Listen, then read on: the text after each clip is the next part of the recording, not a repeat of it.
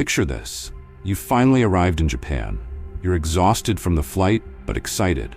You step onto the train platform. The doors slide open with that little chime. You walk in, and within 30 seconds, everyone around you is silently annoyed at you, and you have no idea why. You're not shouting. You're not doing anything wrong in your mind. But in Japan, trains run on a completely different set of invisible rules, and tourists break them all the time. In this video, I'm going to walk you through 19 unspoken Japanese train rules that tourists always break, usually without realizing it. By the end, you'll know exactly how to ride like a local, avoid those silent stares, and actually enjoy the experience instead of stressing about it. Let's start with the first one, which almost everyone gets wrong on day one. On Japanese trains, the general rule is simple. Treat the carriage like a moving library. The number one mistake tourists make is talking too loudly. What you think is a normal conversation in your home country is often considered noisy in Japan. Even small laughter, chatting in a group, or reacting loudly to something on your phone can feel disruptive in that very quiet space. People are commuting, napping, studying, or just zoning out. So if you're traveling with friends or family, drop your volume way lower than you think is necessary. And if you're on your own, consider enjoying the silence. It's part of the experience. Connected to that is another big one, your phone. In Japan, you're expected to keep your phone on silent mode, not vibrate. Proper silent. No keyboard clicks, no game sounds, no message pings, no TikTok audio blasting out of nowhere. Many trains even have announcements asking passengers to switch to manner mode. If you need to use your phone, keep it on silent and keep the screen to yourself. And phone calls? Those are a huge no. If you absolutely must take a call, step off the train or wait until you're in a space where talking is acceptable. The next rule actually kicks in before you even step onto the train: queuing correctly on the platform. In many countries, people just spread out along the platform and rush the doors when the train arrives. In Japan, that's chaos. Instead, look down at the ground. You'll see painted lines or arrows showing exactly where to form queues.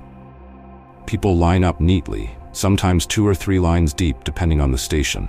Tourists often ignore this and stand right in front of the doors. Don't do that. Just find the end of the line and join it. It feels organized because it is.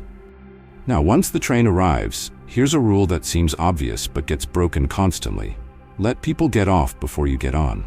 When the doors open, people don't immediately push forward. They move to the sides to create a clear path, and everyone exiting comes out first. Only then does the line move in.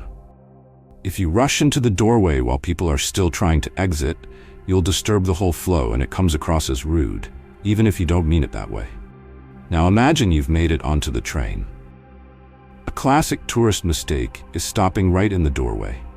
Maybe you're looking around, trying to figure out where to stand, or you just don't want to go deeper into the carriage. But in Japan, blocking the doors is one of the worst things you can do. It slows everyone down, makes boarding harder, and can even cause delays. Once you step in, keep moving. Walk further inside, stand near poles or handles, and leave that doorway area clear for people coming in and out. If you're wearing a backpack, this next one is important. On a crowded Japanese train, a backpack on your back is like a weapon. You turn, you back up, and suddenly you've smacked 3 people without even noticing. Locals often take off their backpacks and hold them in front of them, or carry them low by their legs. Some wear them on their chest instead of their back. It might feel a bit awkward at first, but it instantly makes you take up less space and stops you from bumping into others. Food is another area where tourists get confused.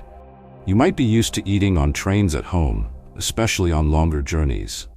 In Japan, it depends on the type of train. On local commuter trains, eating is generally frowned upon, especially if the food has a strong smell. Opening a steaming box of curry or fast food in a packed carriage is a quick way to make everyone miserable. On long-distance trains like the Shinkansen, eating is normal and even expected. You'll see people with bentos and snacks. But if you're on a regular city train, it's safest to avoid eating entirely, or stick to something small and discreet like a bottled drink. Even if you're doing everything else right, you can still bother people with one tiny thing: your headphones. Sound leakage from earphones is a big annoyance in Japan. Because trains are so quiet, that tinny sound from your music or video carries easily. A good rule is, if you can clearly hear the song when your headphones are in but slightly shifted off your ears, it's too loud. Turn it down until you can barely hear it when they're not fully on your head. It might feel quiet to you, but it's respectful to everyone else. Let's talk about seats, because this is where a lot of unspoken etiquette lives. Many Japanese trains have priority seats set aside for the elderly, pregnant women, people with disabilities, injured passengers, or parents with small children. Tourists sometimes sit there because they're empty and they're tired. Technically, you won't be arrested for it, but socially, it's better to leave those seats open, especially during busy times. And even in non-priority seats, if you see someone who clearly needs a seat more than you do, it's expected that you stand up and offer it. You don't have to give a speech.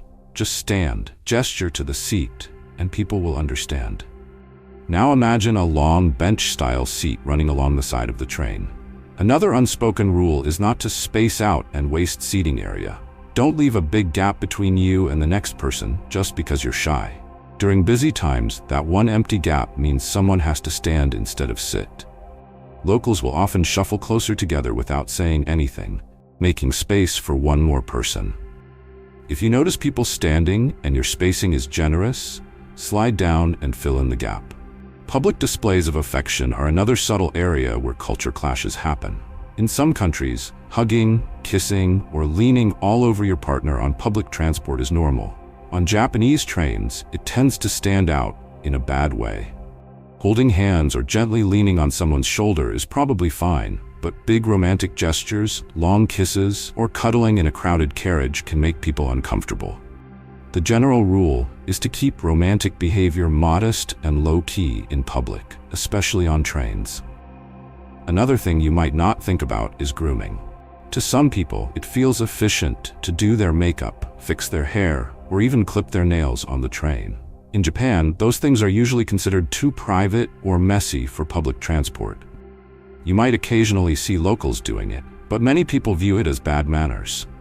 As a visitor, it's better to avoid it completely. Finish your grooming before you leave and let the train just be for traveling. Let's move on to bags and luggage. If you're traveling with a suitcase, you already know it can be a hassle. The key is to not let your luggage become everyone else's problem. Don't put your bag on an empty seat when the train is even moderately busy. Don't leave it blocking the aisle. Tuck it into corners between seat rows or by your legs in a way that still allows people to pass. If there's overhead space or a dedicated luggage area, use it. Always think, if someone wants to walk by right now, can they? Some trains, especially in big cities, have women-only carriages at certain times of day, usually during rush hour. These cars are clearly marked, often with pink signs on the platform or above the doors. If you're a man, you're not supposed to enter those cars during the designated times.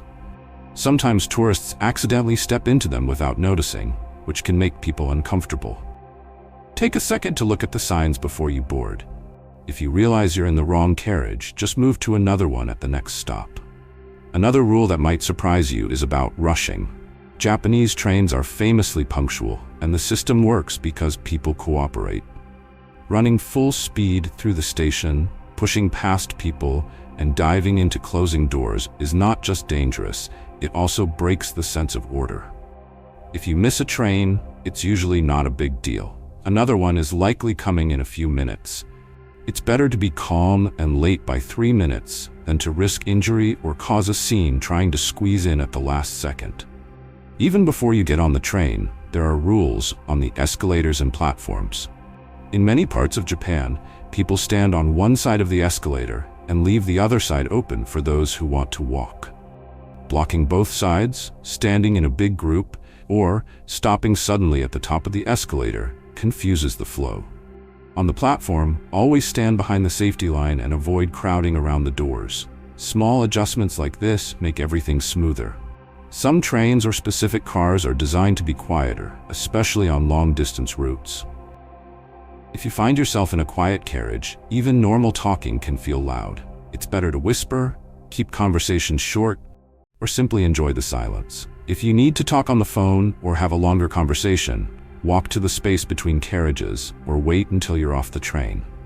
Posture and body language also matter. Sitting with your legs stretched out into the aisle or with your feet on the opposite seat is considered rude and inconsiderate.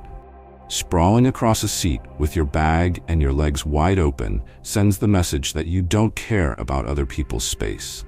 The polite way is to sit upright, keep your legs reasonably together, and keep your belongings compact and close to your body. Finally, there's the question of filming and taking photos. Japanese trains can be fascinating, and it's tempting to record everything for social media. But pointing your camera directly at people, especially at close range, can make them very uncomfortable. In some cases, it can even lead to confrontations. If you want to film, aim your shots at the train itself, the station signs, or wide angles where individual faces aren't the focus. Remember that people are just trying to get to work or home, not appear in your travel vlog. When you look at all these rules together, a pattern starts to emerge. Japanese train etiquette is really built on 3 simple ideas. Don't disturb others, don't slow people down, and don't take up more space than you need. If you keep those 3 principles in mind, even if you forget 1 or 2 specific rules, you'll probably still behave in a way that locals find respectful. So, the next time you're in Japan, imagine you're stepping into a moving bubble of shared quiet. Lower your voice, put your phone on silent, join the queue, move away from the doors, carry your backpack in front. Be mindful with food, music, and body language. It's a small effort for you, but it makes a huge difference to everyone around you. If this helped you understand Japanese train etiquette better, and you want to avoid being that tourist when you visit, go ahead and hit the like button. It really helps more travelers find this kind of content. Subscribe if you'd like more videos on unspoken Japanese rules, everyday habits, and culture shocks that most tourists never hear about. And in the comments, tell me this. Which of these 19 rules surprised you the most? Or which one have you accidentally broken before? Thanks for watching, and I'll see you in the next video, where we'll dive into even more unspoken rules that locals live by, so you can blend in, not stand out.